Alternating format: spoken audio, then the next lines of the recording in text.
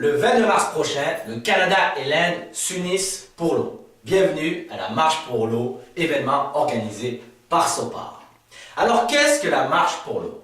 La Marche pour l'eau se veut avant tout un événement international permettant aux Canadiens et aux Indiens en Inde de faire front commun contre le manque d'eau. Concrètement, on pourrait définir la Marche pour l'eau comme un événement de 24 heures au cours desquelles vont s'enchaîner, vont se succéder une quarantaine de marches. Les objectifs de cette marche sont de deux ordres. Le premier est de permettre de sensibiliser les Canadiens et les Indiens aux enjeux hydriques dans le monde et plus particulièrement en Inde. Et le deuxième objectif est d'un ordre beaucoup plus pratique. Il va permettre de faire de cet événement une levée de fonds et de construire des puits dans des villages ruraux de l'Inde. Le déroulement de la journée. Comment votre marche va s'insérer dans cette journée? Chronologiquement, ce seront d'abord les Indiens qui vont marcher, avec 11 heures d'avance sur le Canada. Les communautés indiennes, les écoles indiennes vont commencer à marcher. Quelques heures plus tard, notre partenaire Balavikasa qui coordonne les marches indiennes nous enverra les vidéos à nous, SOPAR, qui joueront le pont entre toutes ces marches-là. Nous conserverons les vidéos, les photos de ces événements. Quelques heures plus tard, ce seront les écoles de l'Est du Canada qui seront les premières à marcher. S'en suivront les écoles du centre, Québec, Ontario. Et pour clôturer cette journée, pour clôturer l'événement, ce seront les écoles de l'Ouest du Canada qui finiront la journée.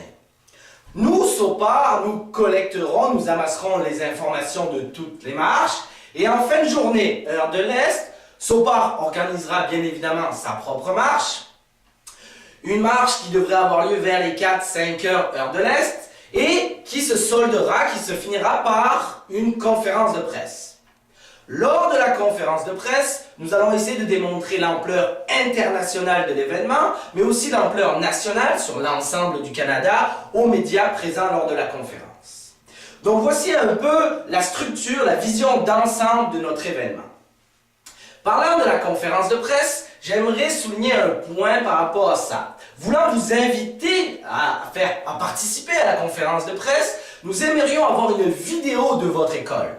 C'est-à-dire, nous aimerions que pendant la marche, vous rassembliez 3, 4, une dizaine de personnes, peut-être, pas plus, qui ont participé à l'événement, qui ont été impliquées d'une façon proche à l'événement, et vous leur demandez de dire 3 choses. Premièrement, le nom de votre école.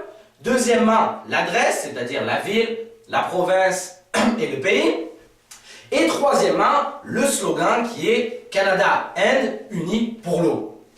Lors de la conférence, nous essaierons de faire un petit montage et de diffuser à tous les médias présents donc ce petit clip de 2 minutes et demie. Donc voici un peu toute la structure, tout ce qui va se passer le jour du 22. Maintenant, nous avons mis sur pied, nous avons mis à votre disposition un ensemble d'outils pédagogiques promotionnels pour vous aider à mettre en place cet événement. Je vous invite donc à aller vite voir notre site internet qui est www.sopar.ca sur lequel vous allez trouver une vidéo promotionnelle, un poster, un communiqué de presse, aussi des outils de levée de fonds, bref, de nombreux outils pour vous aider à mettre en place la marche pour l'eau. Sur ce, je vous invite à courir vous inscrire, que dis-je, à marcher vous inscrire et je vous remercie infiniment pour votre écoute. Passez une excellente journée et à bientôt.